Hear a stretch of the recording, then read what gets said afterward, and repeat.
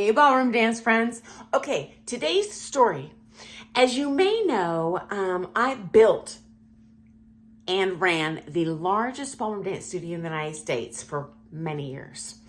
By the grace of God, I just sold it right before COVID because that was a total dumpster fire when that happened. But anyway, there were some surprising challenges to building that ballroom dance studio, and I'm going to share those with you today because they kind of took me by surprise. Number one, modern construction. So when you're shopping, so to speak, for a property, a ballroom dance studio needs free span space, right? We can't have a bunch of walls and cubicle rooms, right? We can't dance, poles that are spaced every 8 feet apart. And there may be a misunderstanding, unless you're an engineer, when you walk into a building, at least in my area of the country, the way buildings are constructed here, you can't just blow out the walls and the building stands up. The cheapest construction this day and age is to have interior supports. So you blow out all the walls, guess what's behind those walls? There's either, concrete blocks. There's giant steel girders holding the building up. And my area of the country might be a little bit hardcore because we are in an earthquake zone.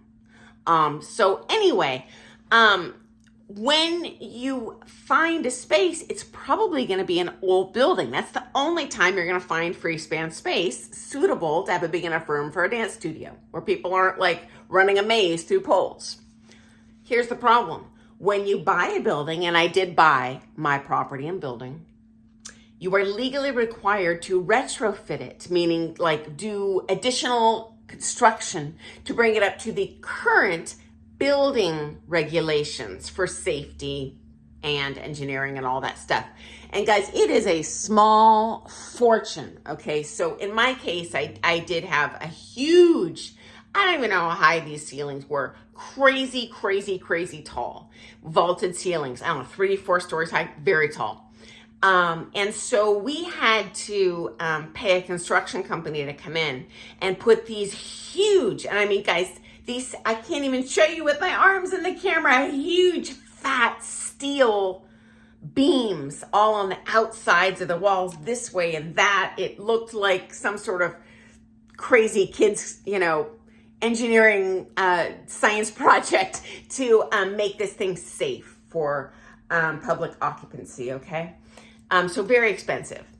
Okay, number two, the city must pre-approve, okay, all the zoning and allowing your business to come in. At least in my area of the country, you can't just build a business and open your doors. There's all sorts of hoops you have to jump through.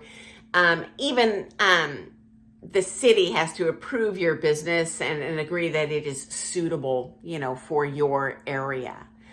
For example, in my city, there was in my area of the country, I don't know about the rest, selling medical marijuana was legal at that time. And one of those businesses wanted to open in our city, and the city council turned it down. They said, that's just not an appropriate business for our city. And honestly, guys, when you have a high volume business like mine, where you have a ballroom dance studio, you know what? You probably are running weekly dances. In my case, weekly dances with literally hundreds of guests. People don't want all those cars in their neighborhood. It is darn hard to get approval. There's also, I was kind of surprised by this because people are not intimately familiar with the ballroom dance world and how clean cut we are. There was a great misperception. I had to go sell the city council on that. No, this is not like an Animal House party. We don't drink. We don't do drugs. We're clean cut. We go to bed early. We don't scream and hoot and holler and throw couches out the window. But there really was this misperception of a ballroom dance studio being almost like a gigantic bar. Very strange to me. So that was definitely challenging. Okay, next up, every city, at least in my area of the country, they call it green zone requirements. So when you purchase a property, and again, these laws get updated with time, you have a certain, a stamp of property and your buildings on the property, your building is only allowed to take up a certain percentage of that property. And you are legally required to have greenery, meaning hedges, flowers, grass on a certain percentage of the property. And I love that. It's good for the environment. It makes the neighborhood aesthetically pleasing and beautiful. But that severely cuts into your parking options, okay? So if you have to have, for example, a 30% footprint of greenery, now I've lost 30% of my parking. Guess what? If you don't have enough parking for your people, they're not going to approve your business to have 100 cars on the street blocking everyone else. Like, it is very expensive. You need to buy a very large footprint of land to be able to jump through all these hoops to be approved, to be able to open the business to begin with, okay? Now, I actually bought 2 properties in the process of opening my own studio. The first property didn't work out. I purchased it, and then I sold it after I realized it wasn't going to work out in terms of zoning.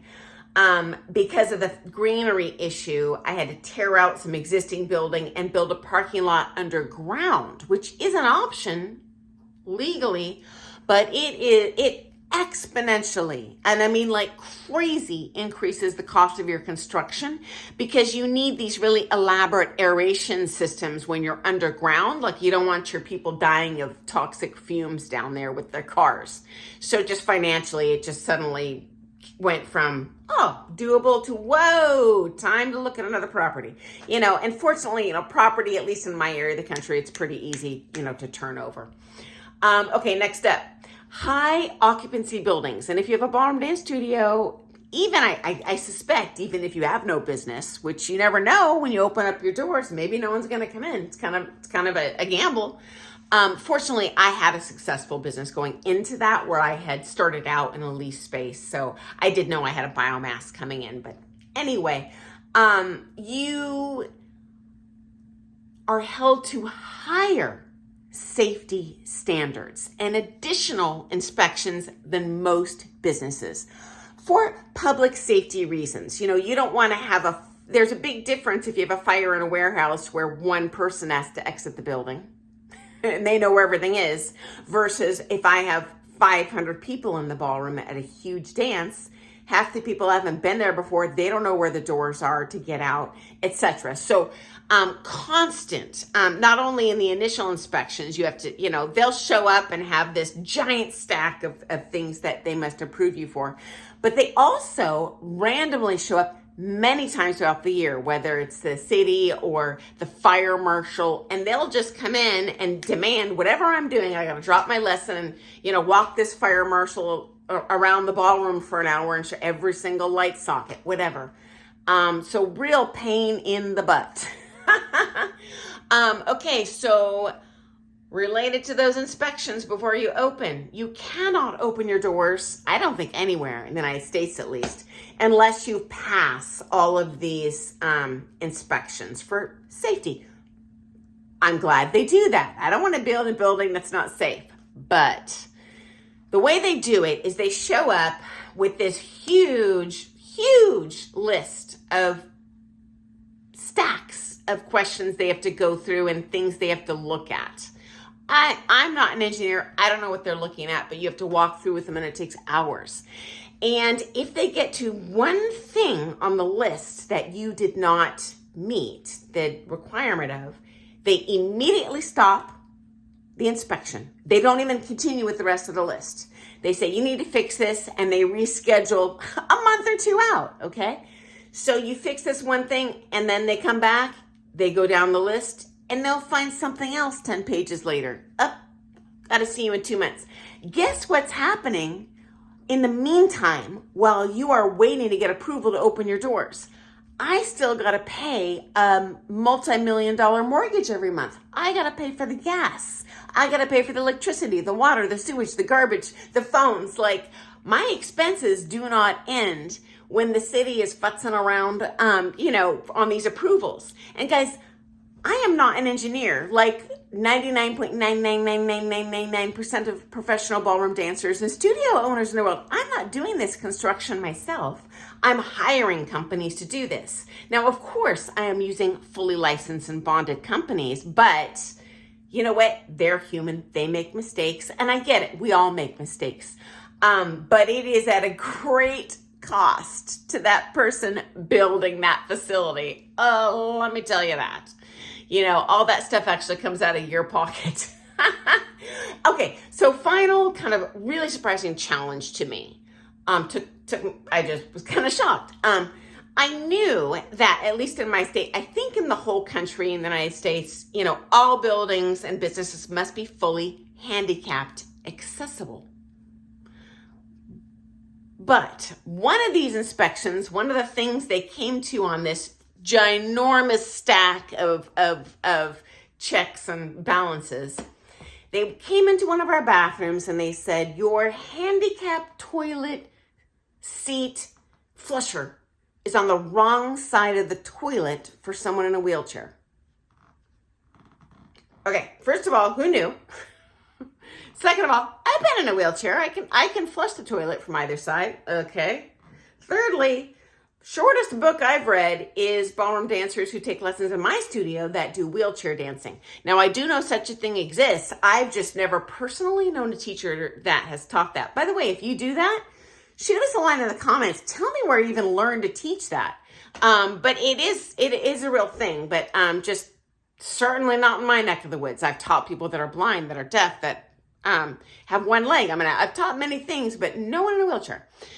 So anyway, yeah, that stalled opening up another 2 months. You know what? And what do I know about, you know, construction? Nothing. You have to rely totally on these people you're paying out of pocket and just hope that they do their job perfectly. And again, it's not always their fault. You know, these laws constantly change. Like literally, you know, we would come in and get an inspection, and 3 months later, they'd come back and do these regular inspections. But like, oh, well, the law changed. Now you got to build a door here or whatever. So real pain in the butt building a dance studio. So I hope you found that to be interesting. And, you know, we do have a lot of ballroom dance friends across the world here. I'm really wondering what the challenges are in your neck of the woods. Even if you're just in a different part of the country, because the United States is a big place. We've got very, you know, differing cultures here, different economies. You know, kind of what the challenges of owning a ballroom dance studio or really any business are, you know, where you live. That would be super interesting to me and probably helpful and interesting for our other viewers too. So thank you for joining me today. I apologize for going over that 10-minute mark. I will be back tomorrow with some more things, all ballroom dance. And guys, I love and appreciate when you, A, hit the thumbs up button, makes my day. B, when you ask questions in the comments, or even tell me in the comments, you know, hey, I want more content about this, or I found that to be entertaining, because I really am just throwing darts in the dark every day, trying to guess what you guys might find to be helpful or, hey, at least entertaining. So hope you found that to be interesting, and I look forward to seeing you first thing in the morning. Happy dancing, guys. Toodles.